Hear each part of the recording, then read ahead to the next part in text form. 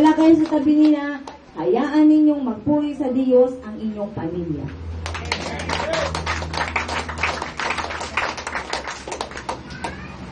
At sa mga anak na narito, patunayan yung buhay ng Diyos dito. Kumilos kayo ayon sa nais ng Diyos.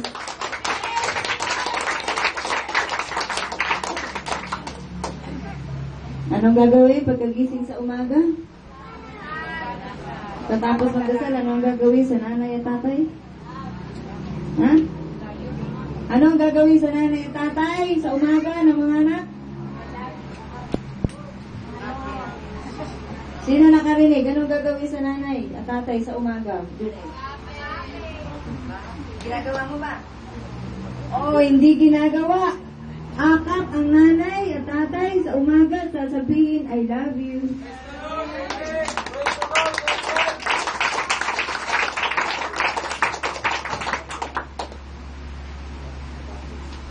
Mahirap ba?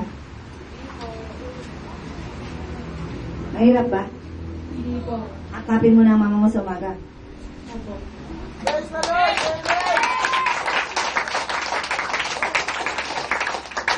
Napakapalad ang mga magulang dito. Mahirap ang gawin ng anak. Gagawin pa rin yan.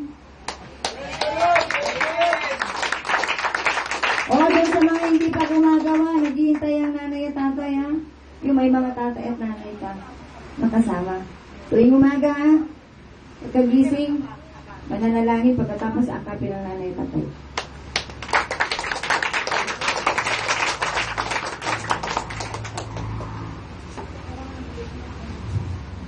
Kinakausap ng Banal na Espiritu ang lingkod. Kanina pa. Kasi,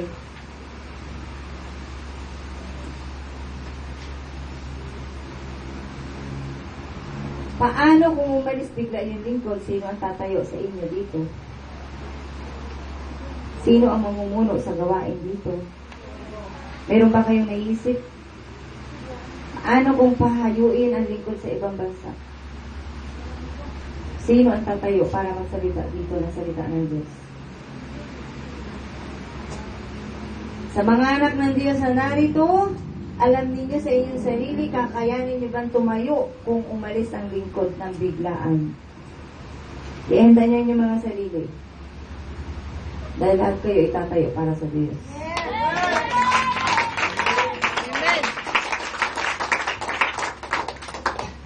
Ngayon pa lamang ay pinapaalam na sa inyo. Hindi nyo mapipigilan na aalis at aalis ang lingkod. Amen!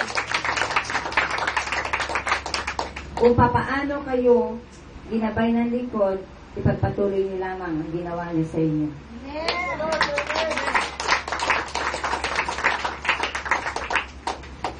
Sa pamilya ni Gilbert, malaki po sa inyong pasasalamat sa Diyos na magpatuloy kayo. At dapat makita sa inyo na kayo nangunguna sa gawain ng Diyos. Amen!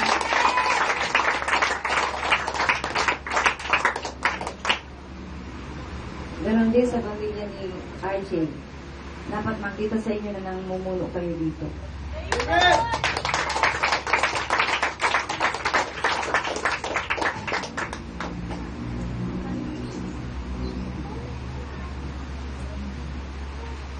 Asa si Bernard?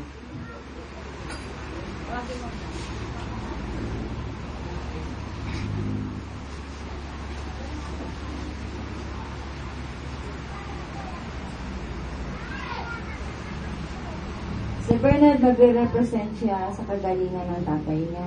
Amen!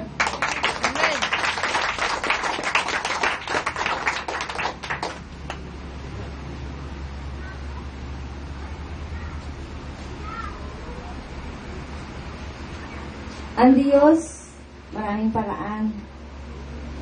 Kahit nga hindi mupuntahan yung may sakit, gagaling yun dahil sa pananampalataya. Amen!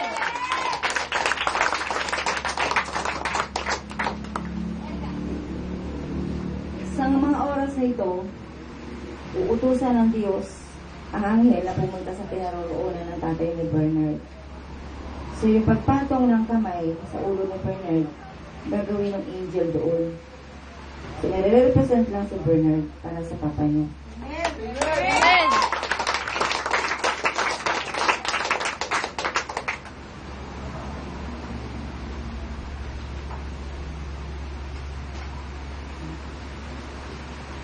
Sabihin mo, Bernard, purihin ng Diyos.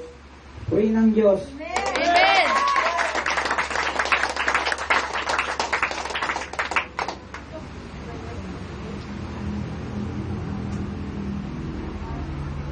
Pansamantala, pasuotin muna ng damit ng tatay si Bernard ngayong maghapon. Hanggang mamayang gabi, pagtulog. Amen.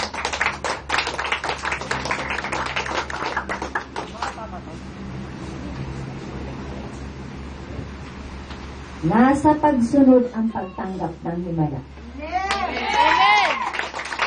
Walang himala sa taong hindi marunong sumunod. Amen.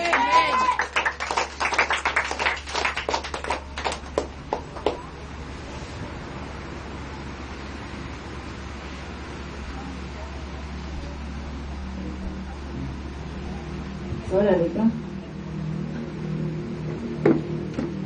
Si Sol ay isang babaeng matatag.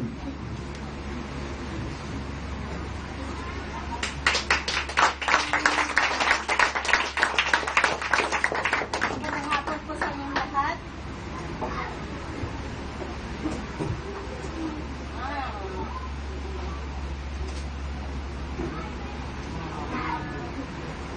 Papasalamat po ako kay Yahweh sa maraming biyayang binigay sa amin at lahat ng paggabain niya sa amin. Maraming pagsubok pinagdaanan namin. Ito lahat natagumpayan ko din yun. Kaya natagpuan ko na si Yahweh at simulang 3 years na po hindi alam ng daddy. Kaya ngayon, alam ko yung sabi niya, darating ang tamang panahon para yagin sa kanya. Kaya, tuloy ko yun. Amen. Mag-anak. Yun lang yun. Minsan, sa pagkagalakan, hindi mo na masabi kung ano yung dapat mo sabihin. Yeah. Pero, Alam na ng Diyos ang pasasalamat mo. Amen. Walang nagtatapat sa Diyos. Walang taong nagtatapat sa Diyos na hindi pinakikinggan ng Diyos. Amen.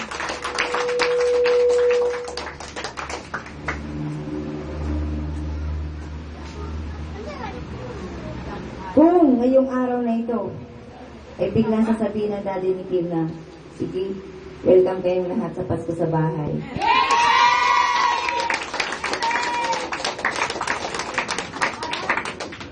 Ang bahay namin, tatatlo lang kami. Samantala, nandun yung mag-ina ng lingkod.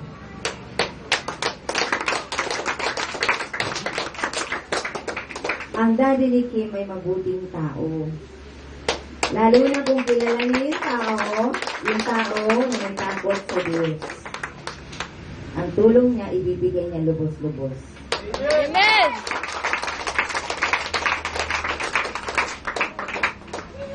So, ngayong lahat invited kayo sa Christmas, sa bahay ni Bilang.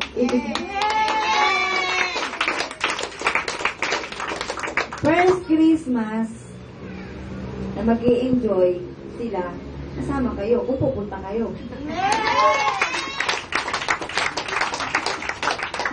Bakit ang nag-invite ay ang Holy Spirit?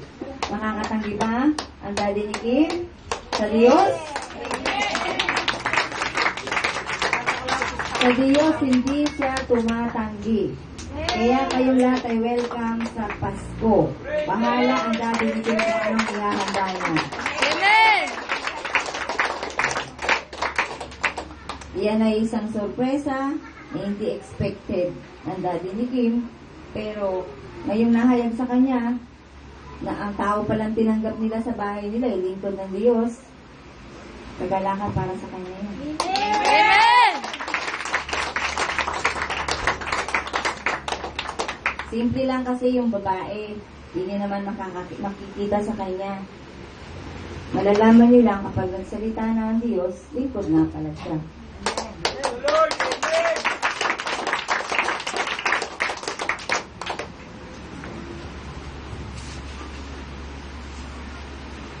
Sa darating na linggo, magkakaroon ng salo-salo dito. Salo-salo para sa mga anak ng Diyos. Kung saan magagaling, yung gagamitin, Diyos din ang nakakaalam. Pero dahil sa salubong sa asawa, ang may bahay, kasalubungin yung ama ng tahanan na may sakit, so pinapahintulutan ang ilang miyembro ng pamilya na wala rito sa linggo. Tuloy pa rin ang pagsasalo-salo ninyo dito sa linggo. Amen. So, ang gaganap, pansamantala habang wala ka, ay ang kapatid ng asawa mo, ang mga kapatid ng asawa mo. Amen. Ganyan kabuti ang Diyos. Mahal nyo ang isa't isa. Hindi nyo ba alam, mas mahal ng Diyos ang mga nagmamahal sa Diyos?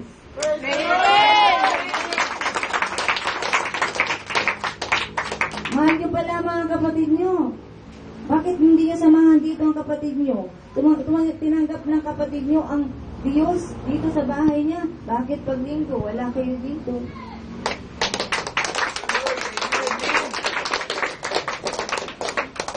Diba?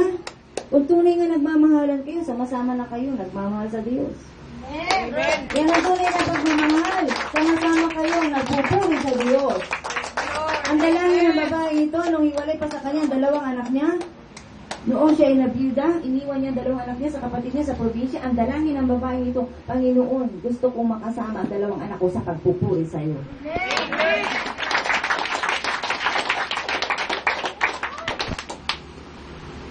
Kaya mag-desire kayo para sa Diyos. Para ngalalagi ang Diyos. Amen.